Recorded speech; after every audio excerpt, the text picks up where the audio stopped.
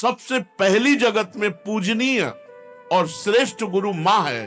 इसलिए उन दुर्बुद्धि, उन दुराचारी, उन नरकगामी पुरुषों की क्या बात करें जो अपनी मां के ऊपर हाथ उठा देते हैं, जो अपने मां को कटुवचन कहते हैं। मां जैसा 9 महीने गर्भ में रखा, इसके बाद हमारा कितने वर्षों तक मलमूत्र फेंकती रही, अपने रक्त को दूध बनाकर हमें पिलाकर पोषण करती रही, उस मां का अब जब सेवा करने का अवसर आता है, अनाथ आश्रम भेजा। माना तो 10 लाख रुपया, 100 लाख रुपया जमा कर देगा अनाथ आश्रम में, उनकी खूब सेवा होगी, लेकिन प्यार, अपना पुत्र अगर 2 रोटी लेकर के आए मुस्कुरा करके, मां कैसी हो, इससे बढ़ करके रुपया पैसा और सुविधा नहीं होती।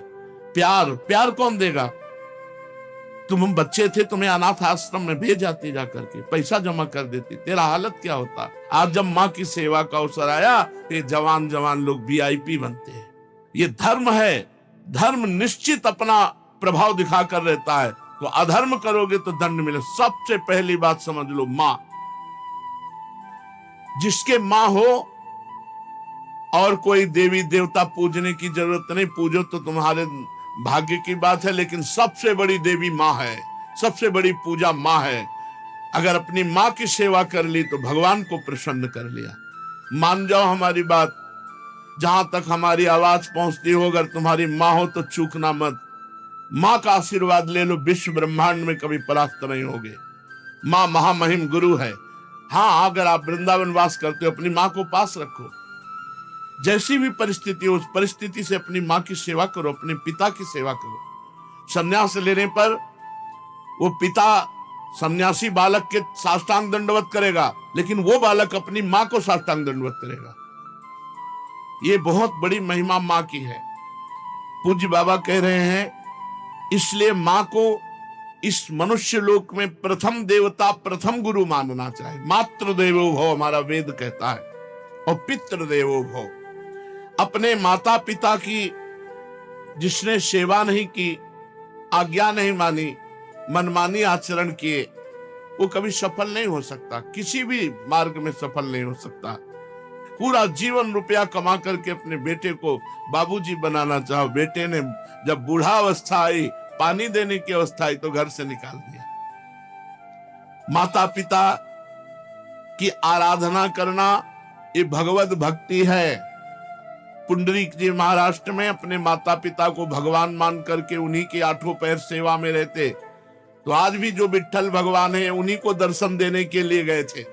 एक ईंट डाल दी, उसी ईंट में खड़े हो गए। ऐसे आज भी खड़े हैं। ऐसे कहा, जब माता पिता की सेवा पूर्ण हो जाएगी तब महाराज आपके दर्शन करेंगे। माता पिता भगवान का स्वरूप है।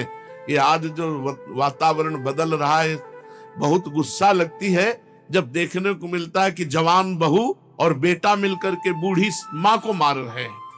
वो बेचारी उठ नहीं सकती, वो हिल नहीं सकती। अंतिम समय तक या तो जलोगे ऐसी जगह जहां बचाने वाला कोई नहीं होगा, या सड़ोगे। ऐसे अधर्म करने वाले को कभी कभी और हम कहते हैं, उस मां से पूछ लो जिसको तुमने मारा है, उसी मां से पूछ लो कि बोलो इसको क्या दंड दें, तो यही कहेगी कि कभी मत दंड देना। वो पिटते हुए भी यही कहेगी कि तू सुरक्षित रहे, तू सुरक्षित। एक मां को मारा तो दूसरे भाई ने रिपोर्ट कर दी, पुलिस आई, मां से पूछ रहे, तुम्हें मारा? नहीं, मारा नहीं, बातचीत हो रही थी, ऐसे धक्का लग गया। धक्का दिया? नहीं, हमारा धक्का उसको लग गया। छोटा लड़का कह रहा कि इतना जोर जोर से डंडों से मारा, इसके शरीर को देख लो कितने डंडे पर। चुप।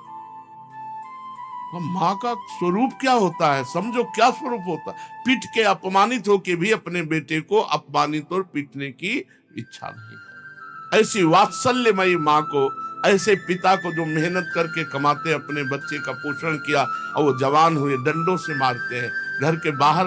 रे राधा राधा, ऐसे दृश्य देखने को मिलते हैं ना। ये खा खा करके सब जवान हुए हो, और अब माता पिता की सेवा का अवसर आया तो मुंह चुराए घूमते हैं।